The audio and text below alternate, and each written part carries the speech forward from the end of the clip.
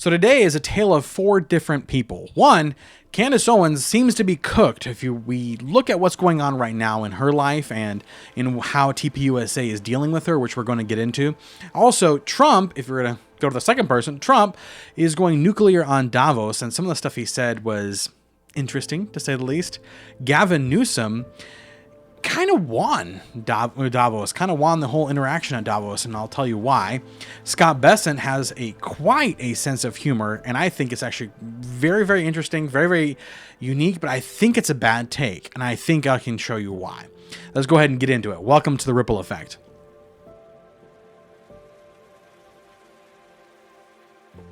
So first off, I want to get straight into Scott Bessent. Scott Bessent, during the Davos thing, which again, he's a genius. He literally is a genius.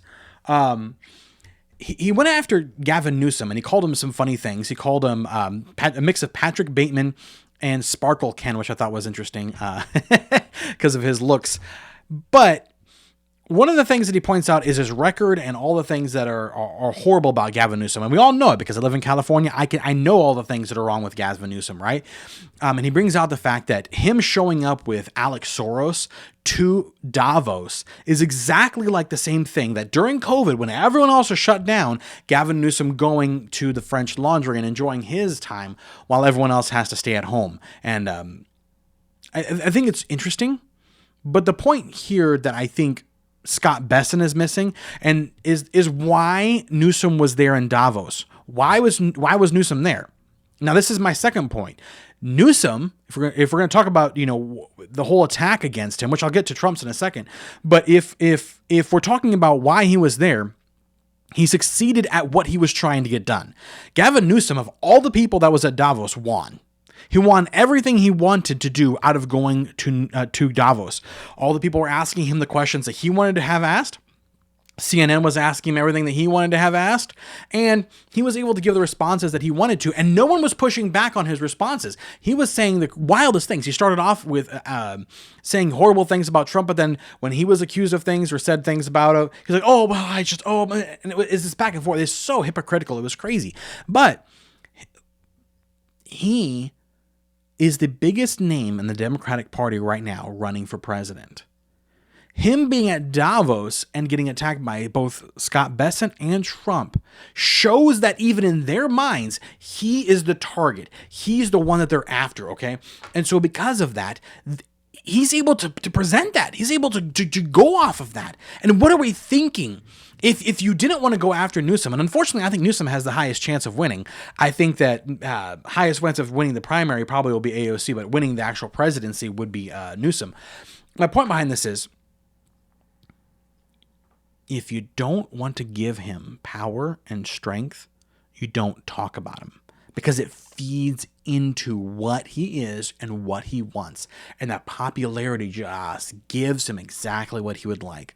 Now, Trump, on the other hand, was being hysterical at Davos and said some things that I thought were wildly interesting. And the reaction from the Europeans is crazy. If you haven't seen it yet, go look up the clip. There's a clip of, and I'll get into Trump in a second, but there's a clip of the, I think, Finnish president, prime minister, whatever they have. And he was saying how, well, we can defend ourselves and we can unequivocally defend ourselves. We don't need America to help us. We, in fact, have F-16s. And I'm thinking, one, where did you get the F-16s? Come on, doofus. Where'd you get those? Also, he said he had like 66 F-16s. Great. I'm so proud of you. And we're planning on buying F-35s. From whom? Again, you keep saying that you don't need America, but then you're saying I have American tech. Are you not seeing a problem here? Also, considering that our super carriers fly or run around the world with more aircraft than you guys have. Okay? And again, I could be wrong. I'll have to look up the stat again. But if I remember correctly, all aircraft included on the Gerald R. Ford is something like the 70s. So a little bit more than the pride and joy of old aircraft that Finland has.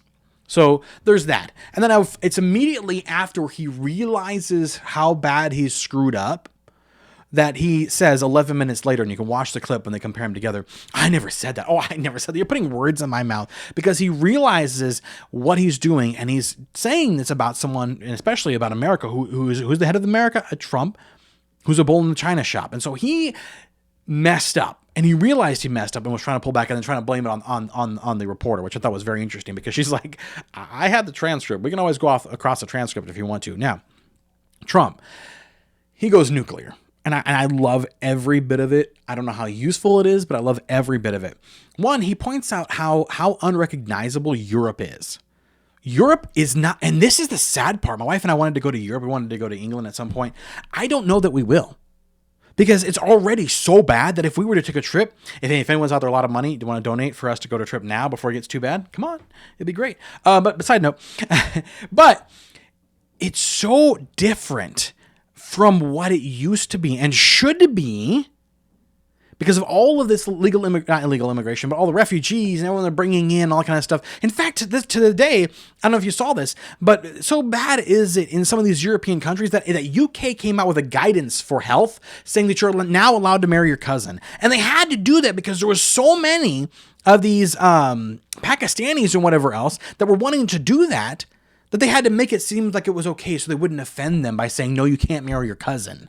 Also not telling you at the same time that you have like a 3% problem of birth rate issues if you don't marry your cousin, but you have 15% if you do marry your cousin. So 5 times more chance of having birth rate problems. But it's okay because they need to make sure that the Pakistanis are assuaged. So Europe is not the same. It doesn't look the same. It's not even acting the same. You can't go there and get along the same like you used to. You're walking into, what do they call it? London Stan or whatever, London Stan, because it's so different from what it should be. This is what happens when you let people come into your culture that are not your culture, that have no intention of assimilating and want to turn you over to them. This is what happens. The other thing that he mocked was their clean energy. And there is some clean energy that I think is very effective and some that's not. The windmills are the particular funny one because nothing about it is renewable in and of itself. It costs more to make them and to the environment than it is to actually the entire use that you have them. And he points out that China doesn't have some. Now, I don't think that's true. I think China does have some, but definitely they're exporting it to other countries. And it's all a big, we're doing so good with our clean energy. That's all it is. It's just a pat on their back, and it's ridiculous. It does no good for the environment. If you went to nuclear power, it would help so much better everything because it's so much cleaner in the long run. It's so much better in the long run, produces so much more power, makes you so much more independent. Now, he went off on some very political things that were very key. And the question that we have to ask ourselves is he right? Is he right? One of the things he said was, we don't need NATO. Do we need NATO? I mean, I think it's a good barrier against Russia, but does Russia really see NATO as an actual barrier against them? And we are in a treaty with them that if they get attacked, we have to go to their defense. But what is the situation if we were to get attacked? Are we certain that Finland would come with their 66 F-16s to come help us? No. Most likely they would do nothing. They would try to assuage Russia to get away with not being murdered and killed, okay, and taken over by Russia. What good are they to us then? And here's the reason why. This is why this is so crucial. If you're going to say that we're not the global hegemon, that we don't have the right to take Greenland because you're not vassal states of us, then why do you want the protection that becoming a vassal state, in theory, and I know it's only theory, vassal state of us is? Meaning, if you want us to protect us like you belong to us, then why do you balk at every single time we need something from you? You don't get to whine about it. So shut up. That's how ridiculous that is. And part of that is apparently, I had no idea, but apparently it's a big thing in Europe for people not to talk about or even consider the fact that if it hadn't been for us, they would be speaking German or Japanese. There's literally a bunch of Europeans jumping on Instagram and all these TikToks and all these other places and going, oh, did you know that the Americans think that it was them, that they were the tipping point in what caused the Germans to lose World War II? Yes. And Japan too. America was the sole reason, the tipping point reason, why you guys are not owned by Germany, Europe, and the Pacific area, that you're not owned by Japan. Say thank you. And you don't have to say thank you, but you can just shut up about it. Okay? And pretending that we didn't, that all of those deaths didn't matter. Ask the French, and this is the worst part, a lot of these were French. Ask the French, what are all those graves on Normandy Beach? because they're not French. Okay? Ask about all the other deaths of all these other people that saved everyone's bacon over and over again. And you'll find the Americans over and over and over again. If it hadn't been for us, like what Trump said, you would be speaking German and Japanese. You were already losing when we came in. And you should thank the Axis powers that they decided to bring us and drag us into the event, because that's what saved you. Now, there have been proving more and more that Greenland is the area that we need because of the risks that are up in that circle area up there, the Arctic Circle, the trade and everything else that's going through there. I think Europe at this point, you can give us as much of Greenland as we want. Get over it. Now, I think they've figured that out, and I'm glad. I'm glad it didn't happen to be a trouble or frustration or a fight in the end. Good. I'm glad for it. But you guys get really high and mighty about yourselves when your countries are turning to crap and we have to save your bacon every 5 seconds. Just saying. Know, on a final note, Candace Owens, that woman, and I'm calling it, she's done for. Okay, I know I said this in a previous video, but she's done for because she's a one-trick pony. The conspiracies are what give her the platform, because people have to have conspiracies. They have to believe in conspiracies. They have to be on the in of everything. And so she had it with this Charlie Kirk thing. She had the conspiracy going. And now that she's talking about other topics too, people are not down for it. They're not in for that. And she now got hit with the cease and desist letter from Turning Point because she had done so much work with them contractually. And what's crazy about this is people are shrugging off saying, well, she's fine. She'll probably be able to raise the money. And that's what she says herself. I'll be able to raise the money. If I put it out on a GoFundMe, I'll be able to raise the money. It'll be no problem. But I don't think that's true. Because remember, one of the things that destroyed Alex Jones there and almost made him completely disappear, was this type of lawsuit, this type of legal trouble. And so I'm thinking that when Candace needs the money, it won't be there. I don't think her people were going to come in for her because she's got nothing more to give them.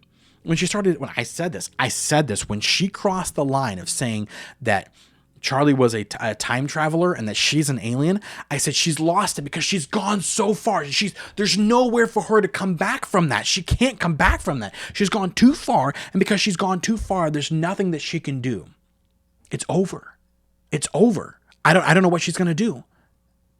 And that rich moneybags husband of hers, what is he going to do when it starts costing him money? Then they dated for like half a second and got married, and then started popping kids out right away. Can't really imagine they have a wonderful relationship. So what's going to happen there? I think Candace is cooked. I think it's over for her. I think she's done. And I think what you'll notice is that she'll start to pursue this a little bit. And I'm calling it. She'll start to pursue this a little bit, following up with the lawyers and all that stuff. And as soon as she starts realizing that the lawyers are telling her she's going to lose, then what she'll do, and that she won't have the money to be covered on the other side, I'm calling it. Then she'll start backtracking and try to change the conspiracy to something else. And of course, she always got the Jews, so she could always go after the Jews if she wants to.